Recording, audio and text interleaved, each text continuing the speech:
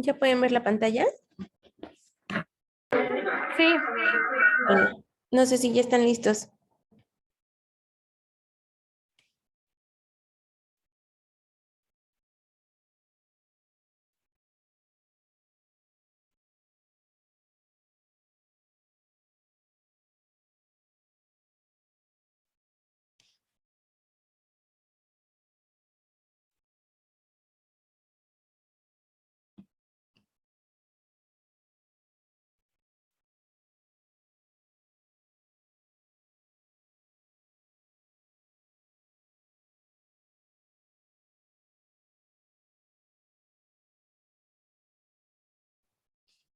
¿Listos, Mari? Tú me dices.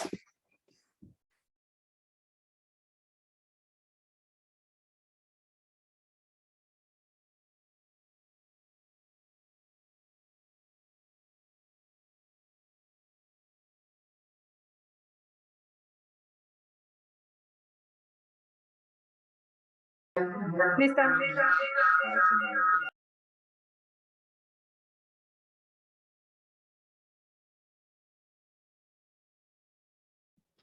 Bueno, muchas gracias.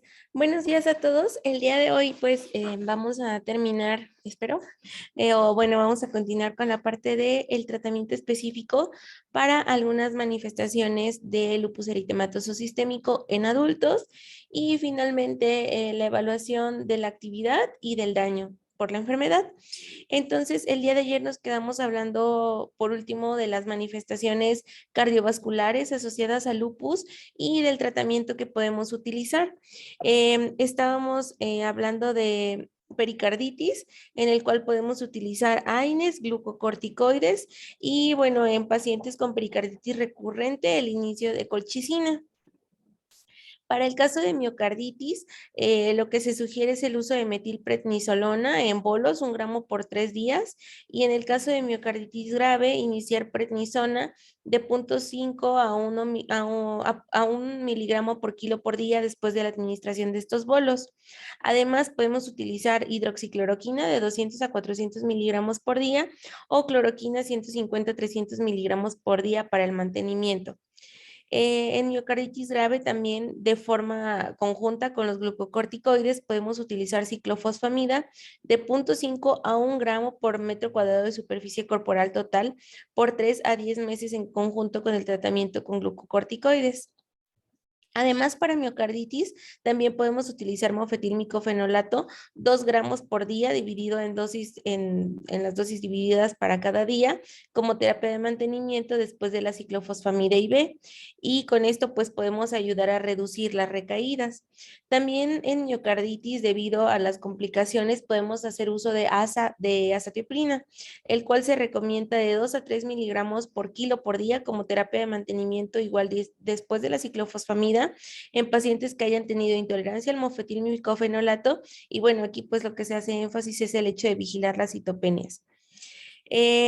Podemos utilizar en miocarditis complicada gamma globulina a dosis de 400 miligramos por kilo por día por 5 días en aquellos pacientes en los cuales haya existido una falla terapéutica con la inducción estándar con esteroides orales o IV y con ciclofosfamida.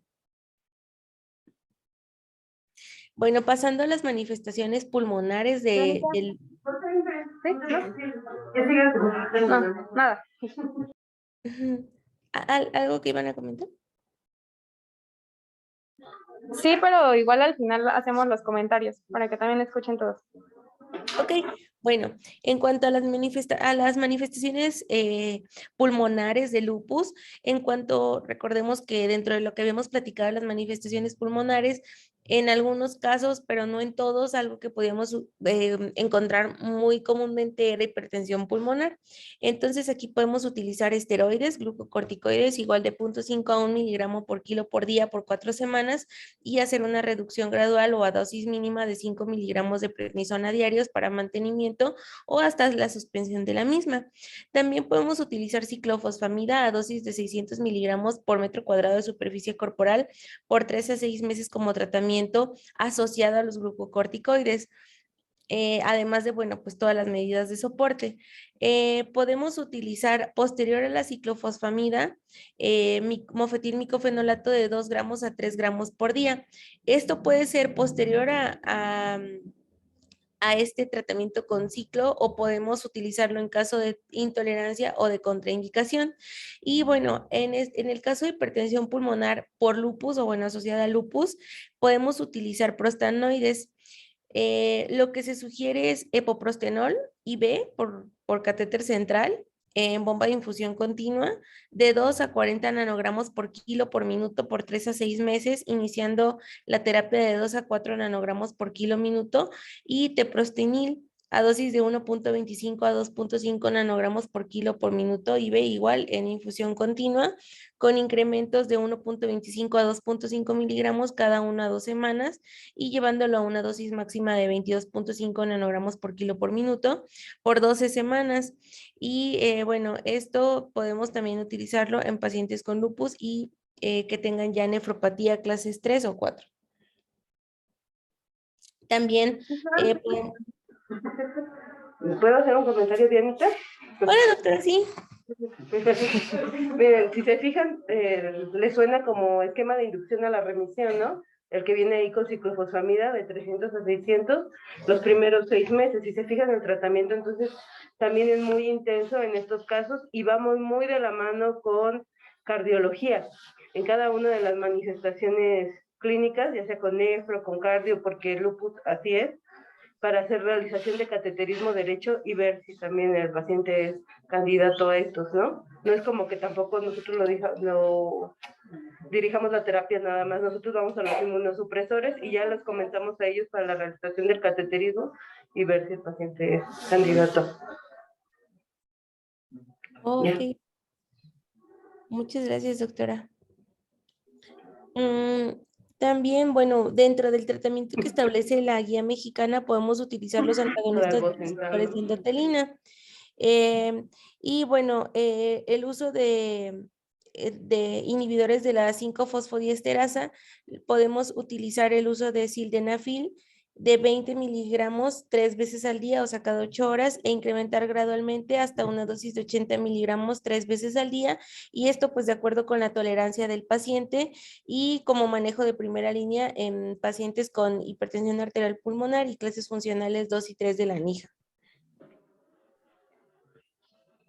En cuanto a las manifestaciones que habíamos comentado que igual son frecuentes de pleuritis, podemos utilizar AINES como tratamiento inicial. De lo que la guía nos recomienda es iniciar de preferencia naproxeno de 250 a 500 miligramos cada 12 horas por 1 a 2 semanas, aunque podemos utilizar en general cualquier AINE. Y pues hay que nada más evaluar de forma frecuente si hay alguna contraindicación para continuar con este AINE, lesión renal, gastrointestinales, hipertensión en descontrol, que el paciente esté en falla, y glucocorticoides, que aquí pues estarían indicados en caso de que no haya una respuesta adecuada a los AINES por un lapso de 1 a 2 semanas. Y lo que se sugiere es el uso de prednisona 20 miligramos al día e iniciar reducción posterior a 3 semanas. En el caso de otra manifestación importante es neumonitis.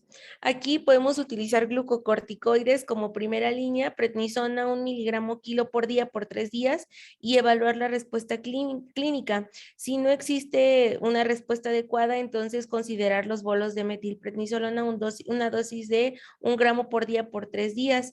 Y en los casos en que haya refractariedad al uso de glucocorticoides, se puede utilizar ciclofosfamida en bolos mensuales de 0.5 a 1 gramo por metro cuadrado de superficie corporal total y dar de 3 a 6 bolos mensuales, vigilando de forma pues muy estrecha los efectos tóxicos, además de la premedicación y el uso de antiemético y de mesna. Y también como tercera línea se puede utilizar en casos refractarios o con contraindicación para tratamiento a inmunosupresores, inmunoglobulina IB a dosis de 2 gramos por kilo durante 5 días. Es importante también mencionar que, bueno, si recuerdan, habíamos hablado que dentro de las manifestaciones que el abordaje puede ser complicado porque requiere un estudio de pues un estudio de imagen adecuado, evaluar el comportamiento clínico, los antecedentes del paciente, está la enfermedad pulmonar intersticial. Entonces aquí pues la medida ante la posibilidad diagnóstica, que va a ser un diagnóstico de exclusión, es iniciar con medidas generales. Y aquí debemos de suspender el tabaquismo, considerar si requiere o no el uso de oxígeno suplementario y valorar pues esquemas de vacunación completos para influenza y neumococo. En enfermedad pulmonar intersticial, al igual que en muchas otras enfermedades pulmonares intersticiales que hemos platicado previamente, podemos utilizar glucocorticoides y aquí lo ideal es utilizar prednisona de 0.5 a 1 miligramo kilo por día y bueno, ir evaluando la sintomatología respiratoria, qué tanta retención de CO2 hay y vigilar pues sobre todo la presencia de efectos adversos al uso de los glucocorticoides, infecciones asociadas que probablemente también aquí sea muy importante porque se tiene que descartar alguna otra causa asociada a esta probable EPI, hipertensión arterial sistémica, pues sobre el glicémico que puede existir. En el caso de que haya refractariedad, se pueden utilizar inmunosupresores como ciclofosfamida en bolos mensuales, azatioprina o mofetilmicofenolato. En el caso de los biológicos, lo que podemos utilizar es Rituxi en casos refractarios a la dosis habitual y podemos utilizar 375 miligramos por metro cuadrado de superficie corporal total en 4 dosis semanales o 1 gramo dosis total por aplicación en 2 aplicaciones separadas por 15 días una de la otra. Sí, el esteroide siempre va a ser nuestro tratamiento inicial para llegar a una respuesta muy rápida, ¿no? Si tiene datos de una enfermedad pulmonar intersticial aguda, entonces vamos a iniciar los bolos de metilprednisolona, posterior las dosis de esteroide a dosis altas, y la ciclofosfamida se va a iniciar. Si no hay contraindicación, siempre se le tiene que cultivar a estos pacientes para evitar que tenga un proceso infeccioso y entonces nosotros ocasionar algo peor si empezamos con la ciclofosfamida. En caso que sea un paciente infectado, incluso los bolos de metilprednisolona los tenemos que poner en duda, ¿no? Si está sobreinfectado, ahí que podemos usar la inmunoglobulina IB, ¿vale? Y no porque la inmunoglobulina IB sea inocua. Ya hablamos también que la inmunoglobulina también tiene riesgo en los procesos infecciosos, ¿vale? Sin embargo, es menor que el esteroide. Y de tratamiento ya de una inducción a la remisión, iniciamos la ciclofosfamida posterior que el paciente está estable, o podemos dejar incluso rituximab ya de tratamiento de mantenimiento, que sería después de los 6 meses que el paciente ya está estable, iniciamos rituxi, podemos aplicarlo cada 6 meses a 1 año, dependiendo la respuesta del paciente. ¿Okay? Ok, doctora, muchas gracias. En el caso de otra manifestación que, si recuerdan, platicamos que era como muy grave dentro de las manifestaciones clínicas asociadas a, bueno, pulmonares del lupus eritematoso sistémico, está la hemorragia alveolar. En este caso, pues seguramente podemos utilizar muchas de las cosas que tenemos de las armas que tengamos al alcance y en muchos de estos casos probablemente requieran de ventilación mecánica invasiva. Sin embargo, dentro del tratamiento inicial se recomienda el uso de bolos de metilprednisolona a dosis de 1 gramo por día por 3 a 5 días, utilizar bolos de ciclofosfamida de 0.5 a 1 gramo por metro cuadrado de superficie corporal total, con un total de 6 a 12 bolos mensuales. Podemos utilizar inmunoglobulina IB en casos refractarios al tratamiento habitual, en dosis de 2 gramos por kilo en infusión para 5 días, y considerar en casos refractarios el uso de factor 7A recombinante. También, bueno, pues en el caso de que tengamos evidencia de que existe una infección asociada a la hemorragia alveolar, se pueden utilizar antibióticos sin contraindicación. Sin embargo, pues obviamente esto es con una corroborar previamente que realmente esté asociado a un proceso infeccioso y pues obviamente brindar la cobertura antibiótica en ese momento. Aquí he hablado, pues. Una pregunta, referente a la hemorragia alveolar, ¿solamente la plasmaféresis está indicada en ANCA positivos o en pacientes con lupus no hay indicación?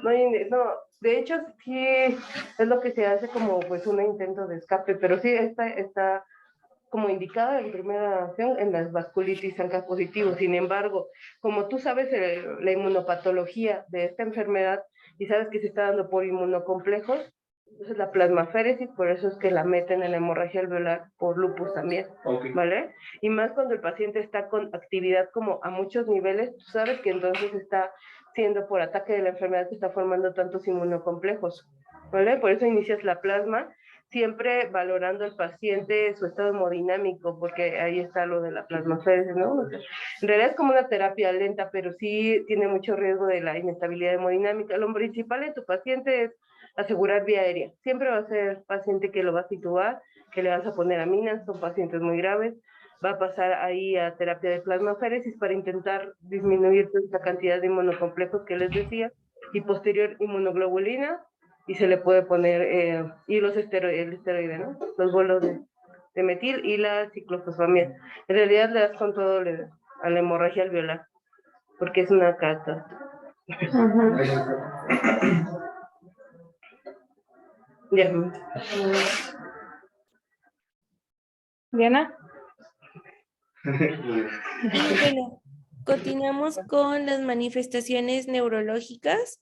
Aquí, pues, el uso de anticomisivos está sugerido cuando existan convulsiones recurrentes o cuando se encuentren al menos 2 episodios dentro de las primeras 24 horas o existe un electroencefalograma con actividad epileptógena. También podemos utilizar metilprednisolona para convulsiones refractarias asociadas ya a actividad de lupus. Y aquí, bueno, pues igual, al igual que justo como comentaba la doctora previamente, el evaluar que haya manifestaciones a otro nivel, pues también podemos utilizar bolos con metil 1 gramo por día por 3 días y continuar con predni 1 miligramo por día. Y generalmente en este tratamiento lo llevamos a no más de 3 meses e igual hacer una dosis reducción. De manera concomitante con los glucocorticoides se sugiere el uso de ciclofosfamida IV a 0.75 gramos por metro cuadrado de superficie corporal cada mes durante 12 meses.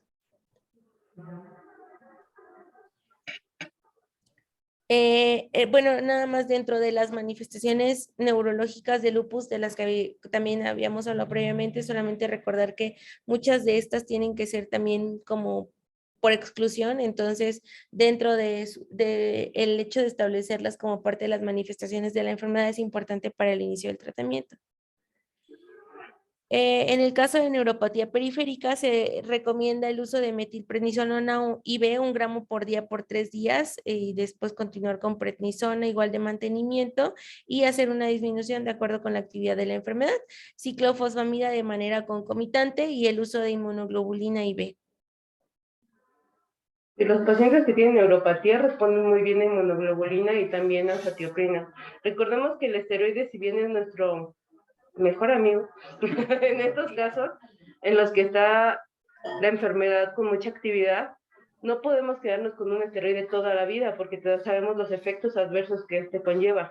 Entonces siempre necesitamos un medicamento que nos ahorre el esteroide. Por eso vamos de la mano con el inmunosupresor, ¿vale? Para empezar a reducir esteroide y dejar inmunosupresor. Sí, doctora.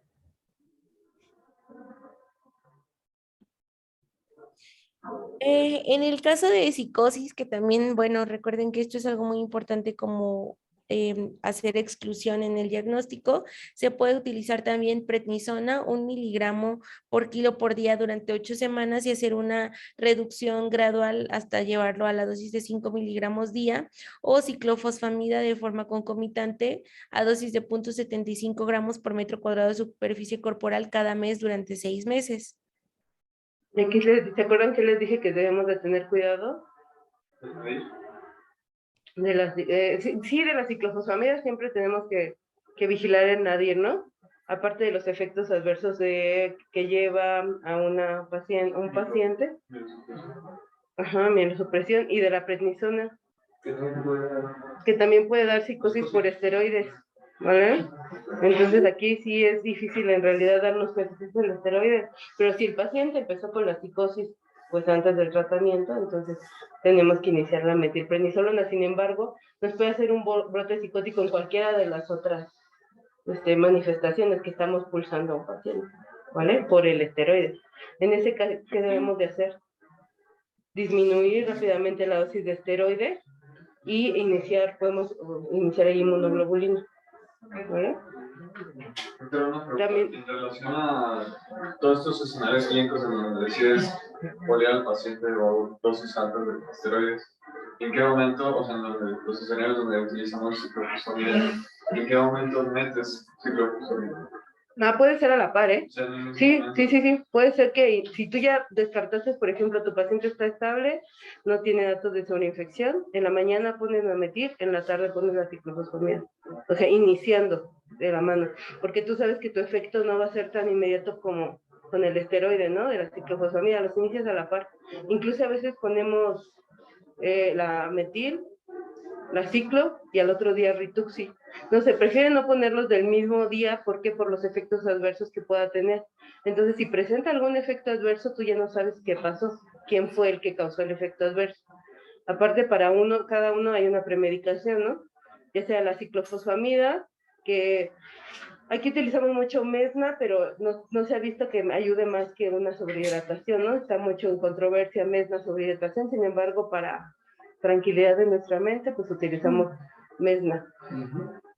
Y la hidratación del paciente, aparte de ondansetron, porque sí les causa mucha náusea. Y para rituximab, sí se pone paracetamol, causa dolor óseo, entonces pones paracetamol, pones el esteroide, la hidrocortisona, sin embargo, si ya lo estás pulsando, pues ya no le vas a poner más esteroide en realidad, ¿no? Y le pones difenhidramina para premedicar.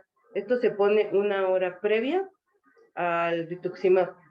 Se debe de pasar lento el rituximab, más o menos de 3, lo puedes alargar hasta 5 horas dependiendo de cómo esté el paciente. Ustedes van a ver cómo inmediatamente de pasar rituxi, el paciente puede presentar rash o empiezan a decir que tienen disnea. Sí. ¿Vale? Entonces, si empiezan así con disnea, dolor de cabeza, dolor de cuerpo, si empiezan a presentar esto, lo que vas a hacer es poner puntos nasales, estarlo monitorizando y alargar el tiempo de infusión, que puede ser incluso hasta 8 horas, o sea, no, si está hospitalizado un paciente, ustedes tranquilos, solo esténlo monitorizando. Obviamente, si es un efecto adverso grave como un anafiláctico, lo suspendes, ¿vale? Y ya está, el anafiláctico. Y como es un biológico, como dice su nombre, Chi, cuando tiene una XI, es un quimérico. Entonces, por eso tiene mayor riesgo de hacer efectos adversos, como infliximab, rituximab, ¿vale? Sí. Entonces, debemos de estar mucho vigilando eso. La otra, siempre los bolos de metilprednisolona no los pasen en 1 hora, ¿vale? ¿Por qué? Porque si bien ayer comentó el doctor Díaz, todos los efectos adversos que puede tener un bolo de metilprednisolona, como son hipertensión, hiperglucemia, el paciente empieza con náusea, vómito, mareo, entonces traten de prolongar el tiempo, ¿vale? Pásenlo de 2 a 3 horas y estén monitorizando presión arterial, estén monitorizando glucosas, efectos del paciente, y también en la inmunoglobulina, ¿vale? La inmunoglobulina la iniciamos a la velocidad de infusión. No, luego las pasaban bien rápido, ¿no? Pero ya sabemos que no se debe pasar tan rápido. La inmunoglobulina también tiene efectos adversos, ¿como cuáles? Hipertensión, exacto, de los taquicardias. El paciente, nosotros vimos, ¿no? Pasamos muchas inmunoglobulinas, vimos efectos adversos. ¿Cómo se ponían los pacientes? Bueno, por lo general no, porque lo hacíamos adecuadamente, ¿verdad? Pasábamos.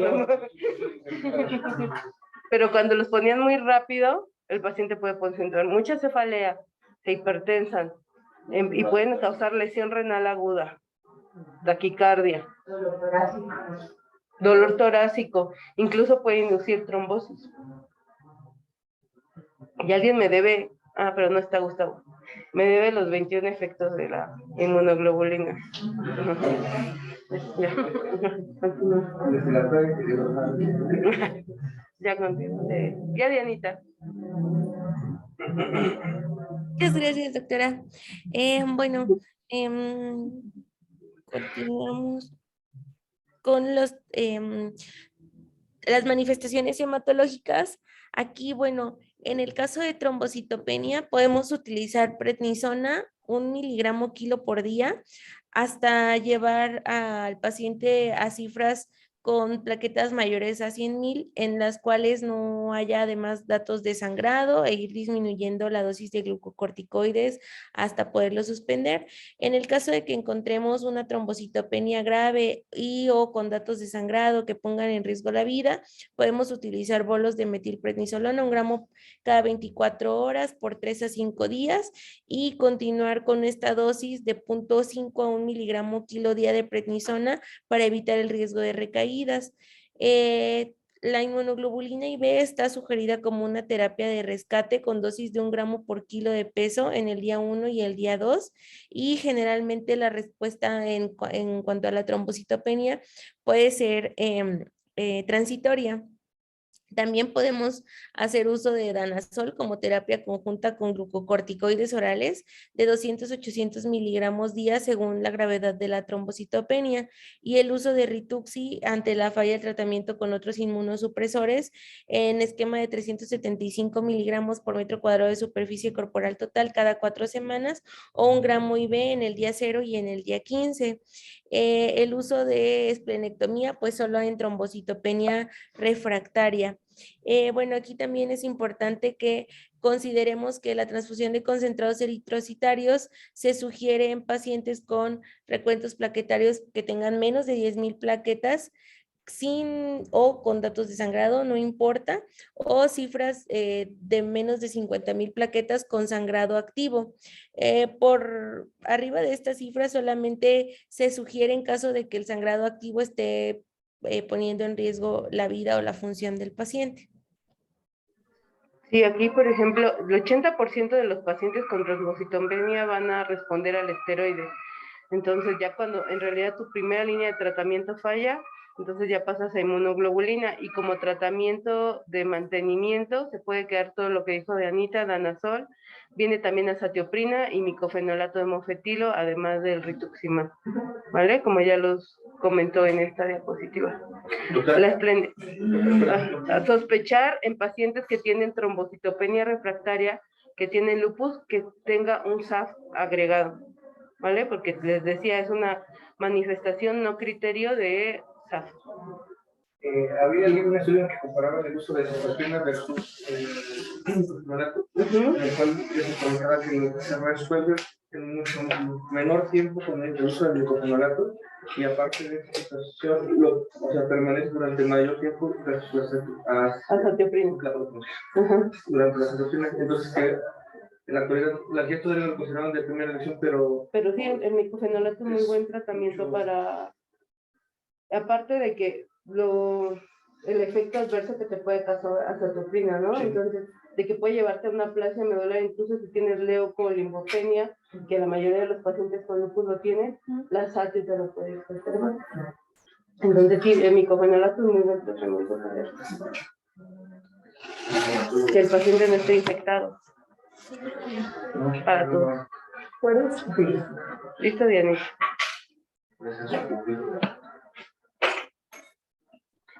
Muchas gracias, doctora. Y bueno, continuamos con las manifestaciones hematológicas. Otra importante es la anemia. Entonces aquí podemos utilizar Rituxi, bueno, primero glucocorticoides para poder obtener respuestas rápidas, sobre todo en donde la anemia ponga en riesgo la vida, y podemos utilizar bolos de 1 gramo al día de 3 a 5 días y continuar con glucocorticoides vía oral por 4 semanas, al menos por 1 mes, y después continuar con la dosis reducción, y de alguna manera pues igual intentar hacerlo un poquito más lento para evitar recaídas, y hasta tener al menos algún otro inmunosupresor, o que la hemoglobina sea estable y mayor de 7 gramos por decilitro. Podemos utilizar también azatioprina como un ahorrador de glucocorticoides, y en pacientes en los cuales haya recaídas cuando se retire o cuando se haga la reducción de los glucocorticoides en dosis de 0.5 a 2 miligramos por día según la tolerancia y la respuesta clínica. En el caso de falla el tratamiento con otros inmunosupresores, se puede utilizar igual rituximab IV, 375 miligramos por metro cuadrado cada semana por 4 semanas, o 1 gramo IV en el día 0 y el día 1. Y bueno, pues su mejor respuesta se ha establecido en asociación con glucocorticoides orales y continuar con su equivalente de prednisona, 1 miligramo kilo día, en descenso o en reducción hasta 3 meses. En el caso... ¿Qué tan grave y qué tipo de anemia es, no? Si es una anemia hemolítica autoinmune, entonces sí vas a pulsarle, le vas a poner Ritux. Si es una anemia normo o por un estado inflamatorio, tú al mejorar las condiciones de la actividad del paciente, vas a mejorar al paciente. Puede ser dosis bajas de esteroide, ¿vale? No pulsarlo en cualquier tipo de anemia. Es en las que sean una urgencia, como la anemia hemolítica que les decía yo, que es la urgencia reumatológica. Hemorragia alveolar y anemia hemolítica son de las dos urgencias reumatológicas, nefritis lúpica. Pero esa como que no es tan aguda así como como la hemorragia alveolar o sea, sí tenemos que atenderlo rápido, pero no son de las urgencias. Sí, perdón, doctora, tiene totalmente toda la razón, es solamente en caso de anemia hemolítica, porque justo habíamos hablado que la mayor parte de las anemias que presenten los pacientes con lupus serán, en primer lugar, anemia de la enfermedad crónica y después alguna anemia ferropriva, pero no todos son, no todas las anemias, o es más, la mayor parte de las anemias no son anemia hemolítica autoinmune. Y en el caso de la otra manifestación hematológica importante, que es neutropenia, lo que podemos utilizar es FEC, el factor estimulante de colonias de granulocitos, sobre todo en neutropenia menor a 1000, en la cual se asocia con fiebre y neutropenia o una infección. Y aquí lo que podemos hacer es iniciar FEC 300 microgramos por día y continuar con esta dosis mínima efectiva para alcanzar valores de neutrófilos que sean mayores a 1000. También podemos utilizar glucocorticoides, prednisona, 0.5 a 1 miligramo kilo día, azatioprina, 2.5 miligramo kilo día, según la respuesta y la tolerancia, y rituximab en enfermedad refractaria. Y bueno, dentro de estos pacientes es muy importante considerar las medidas generales que requieren, pues debido a su estado de neutropenia. Y aquí no olvidar los medicamentos que estamos utilizando, como la ciclofosfamida, ¿no? Que vamos a esperar su nadir al día 10 a 14. ¿Y qué nos va a dar en el nadir? Neutropenia, ¿no? Ese es nuestro efecto, eso es lo que nosotros estamos intentando lograr. Queremos inmunosuprimir a nuestro paciente. Entonces vamos a tener neutropenia. En esos casos, aunque ustedes vean una neutropenia así, o sea, si está tranquilo, el paciente no tiene fiebre ni nada, esperen, va a regresar, va a recuperar, ¿vale? 2 o 3, ¿en cuánto tiempo recupera recupera su valor? Y muchas veces lo recupera inmediatamente, ¿no? Ya lo vieron con Zenaida. 2 o 3 días, una vez que logró su nadir, inmediatamente empezó a recuperar. ¿Vale? Para tener cuidado de esto.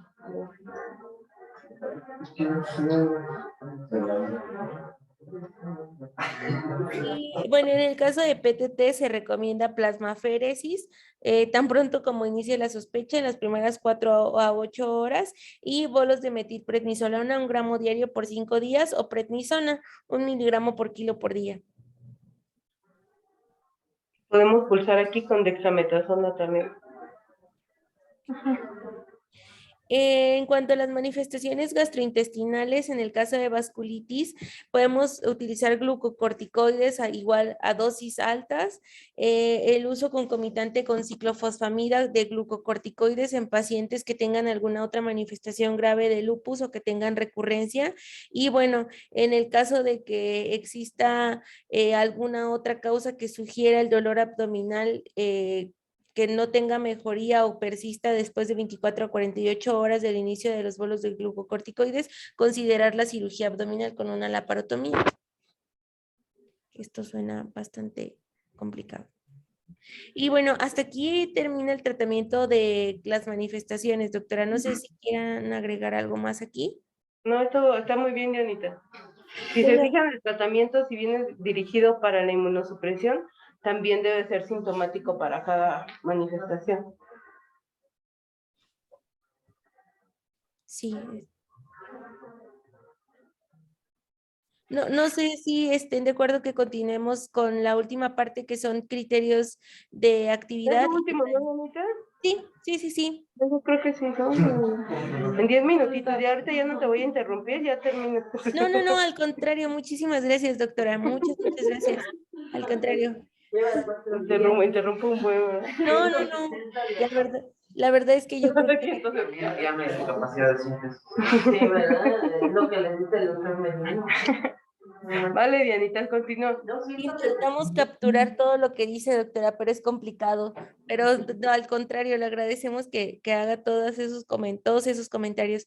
Bueno, y ya nada más la última parte que es muy importante dentro de la evaluación y dentro del mantenimiento de los pacientes con lupus, pues es evaluar de forma rutinaria, porque si se tiene que hacer de alguna manera rutinaria, la actividad de la enfermedad. Entonces, bueno, existen muchas escalas que se han establecido, sobre todo en el contexto de ensayos clínicos en los cuales pues se han evaluado las distintas terapias farmacológicas para las diferentes manifestaciones clínicas de lupus y sobre todo por los intentos de reducir el daño que pueda tener en la cronicidad de la enfermedad de estos pacientes.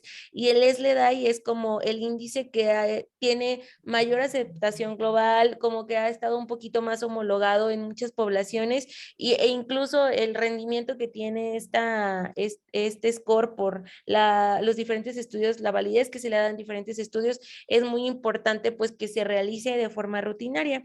El SLEDAI es un índice que fue desarrollado desde el 86 y que tiene al menos 4 versiones validadas, o sea que no solamente es las cuales pues tienen variantes mínimas, pero que de todas maneras nos ayudan a validar la actividad de la enfermedad. El SLEDAI del 86 fue modificado después para convertirse en Selena SLEDAI, el SLEDAI 2K o 2000 y el MEX SLEDAI, que es el que no incluye a los anticuerpos porque pues se adapta justo a la situación en la cual no están al alcance de todos los pacientes. La primera versión tiene 24 variables que fueron como los factores más importantes para evaluar justo la actividad de la enfermedad en los pacientes con lupus y de estas 24 variables que se hicieron, se establecieron más o menos o más de 500 perfiles de posibles pacientes para que pudiera evaluarse el grado de enfermedad en una escala del 0 al 10 y a partir de esto se utilizó una regresión múltiple para estimar la importancia de cada una de estas variables según la valoración de estos expertos y así fue como se generó el SLEDAI. Entonces, el SLEDAI inicial es el índice que evalúa la enfermedad en los últimos 10 días y son estos 24 ítems que pueden ver en la pantalla y que tiene como como objetivo también evaluar las manifestaciones específicas en 9 órganos o sistemas con una puntuación máxima de 105 puntos. En el 92 fue cuando se hizo el MEX SLEDAI, que es esta validación con el SLEDAI original, en la cual pues la correlación que existe entre ambos es muy buena, sin embargo aquí no tenemos el uso de la parte bioquímica. DNA y el complemento, ¿no? Es correcto, DNA y A complemento. veces no lo tenemos de primera instancia en cualquier institución, más que sea un tercer nivel. A veces en segundo nivel no hay. Sí, es correcto que en muchos hospitales en realidad no están al alcance. Y el SLEDAI, el SLEDAI 2000 o el SLEDAI 2K fue el que pues se ha observado que tiene como una mayor caracterización de todos los aspectos de la enfermedad que puedan atribuirse a una mejoría parcial y que además pues es como el más útil también para ser parte de los ensayos clínicos asociados a lupus. Entonces, bueno, aquí en esta pantalla les muestro el SLEDAI, que este es como una hojita que se puede imprimir y que se puede hacer como de forma más rápida en el cuestionario.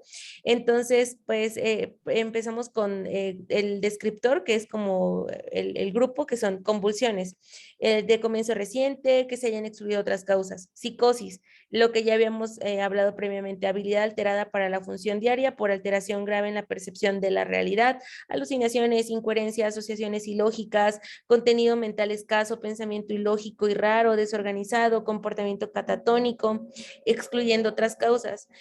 Síndrome orgánico cerebral, que aquí es una función mental alterada, que recuerden que es muy difícil de hacerlo como de primera intención, con falta de orientación, memoria u otras funciones intelectuales que tengan un comienzo rápido y manifestaciones clínicas muy fluctuantes, incluida la disminución del nivel de conciencia con capacidad reducida para focalizar e inhabilidad para mantener la atención en el medio.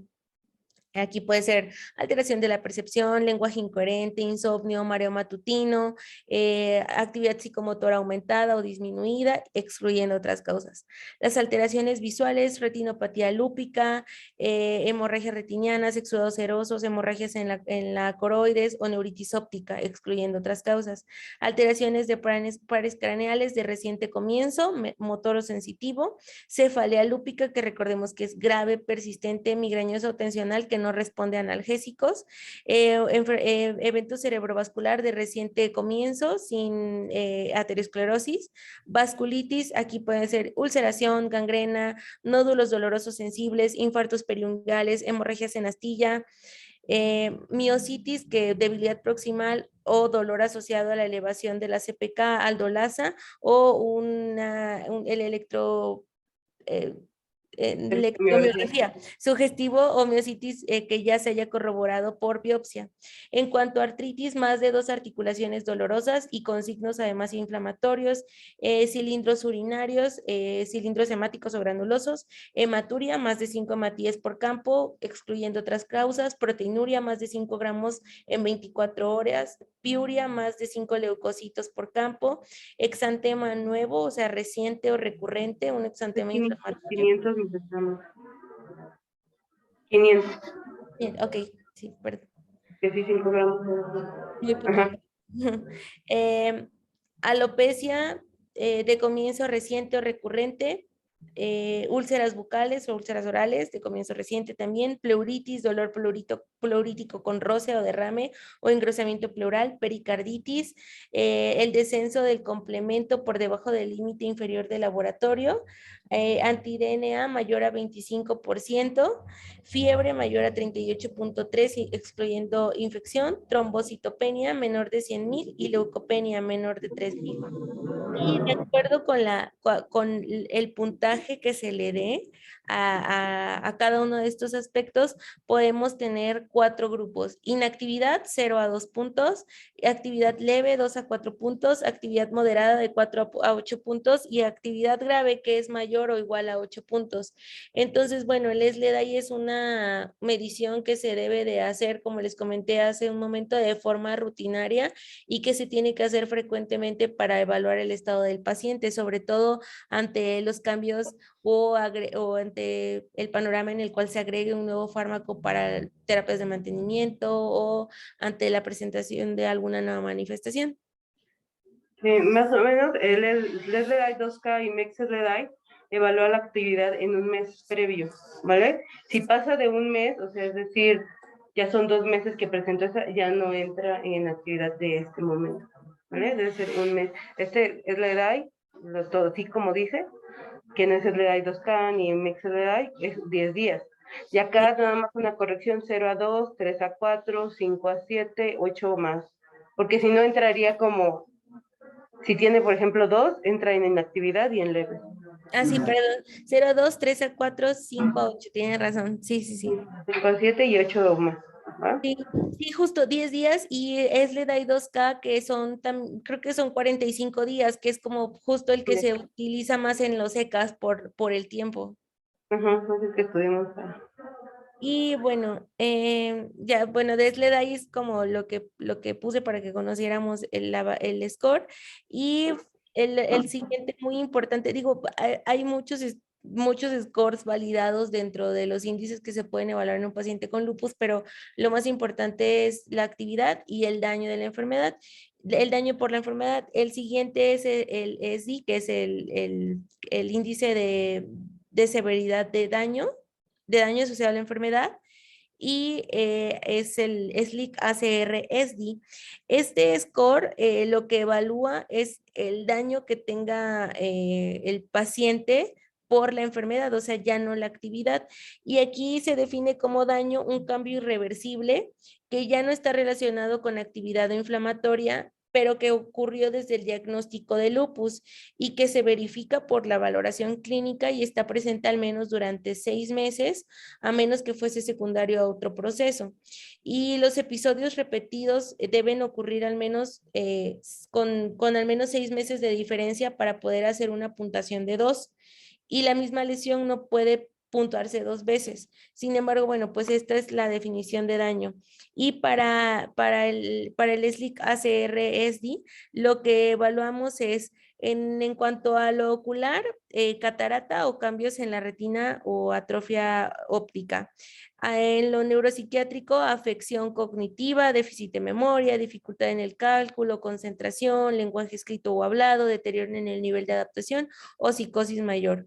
Convulsiones que requieran tratamiento durante 6 meses, EBC, neuropatía craneal o periférica, mielitis transversa. En cuanto a lo renal, tasa de filtrado glomerular medido calculado menor al 50%, proteinuria mayor a 3.5 gramos en 24 horas, enfermedad renal crónica, independientemente de que esté en terapia de sustitución renal o en protocolo de trasplante. En lo pulmonar, hipertensión pulmonar, fibrosis pulmonar, pulmón disminuido de tamaño, fibrosis pleural, infarto pulmonar, resección por alguna causa distinta a neoplasia, angina o bypass coronario, infarto de miocardio, enfermedad valvular, pericarditis durante 6 meses o el requerimiento de una pericardiectomía, claudicación por 6 meses, ulceración con pérdida de partes blandas, pérdida de tejido significativo y permanente,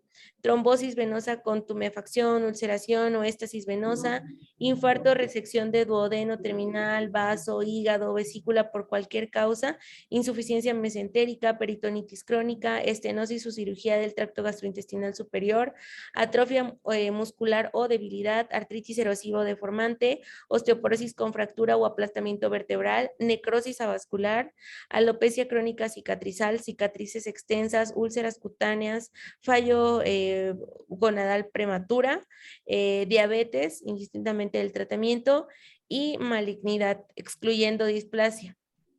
Entonces, bueno, pues todo esto es lo que se debe hacer como la puntuación, el score, y evaluar el daño así de la enfermedad. Es secundario a toda la actividad que hubo como durante el lupus y al tratamiento, si se fijan todos, osteoporosis, catarata, todo lo que hay, la necrosis avascular, todo secundario al esteroide. Entonces y la insuficiencia ovárica, ¿no? Por ciclofosfamida, es secundario al tratamiento o la actividad que hubo de la enfermedad. ¿Vale? Pero ya es un daño más de 6 meses.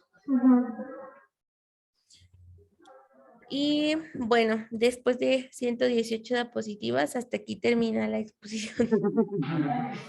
Muchas gracias, Dianita. No, al contrario, muchísimas gracias, doctora, por todos sus comentarios, y al doctor Díaz también. No sé si ahorita quiera comentar algo rápidamente antes de... Es que bueno, doc, no estoy allá, entonces no sé si hay espacio. Sí, buen día a Buenas todos. Pues, brillante exposición. La verdad es que hablar de lupus es hablar de todos los campos de la medicina interna, pero aplicados a la reumatología. La verdad es que muy bien, muy brillantemente llevada por la doctora Domínguez en todos y cada uno de sus comentarios. Pues da la situación de la actualización continua que el médico reumatólogo debe de tener, y ojalá y ya por ahí se haya enamorado alguno de ustedes de la reumatología, ya que pues se han visto dos de las enfermedades que más nos han que más nos ocupan en este caso en nuestro quehacer diario. Pues nada, ahora sí que muy completo, sin más que agregar, y pues que tengan un buen día. Gracias, Doc, igual. Después de medicina interna, lo que quieran, máster. Hasta dermatología. A ver, Omar. Muchas gracias a todos. Cuídate, Dianita, disfruta tus vacaciones, ya te mandé el correo. Muchas gracias. Muchas gracias. Saludos a todos. Gracias, doctor. Gracias, Dianita. Disfruta tus vacaciones. Bye. Bye.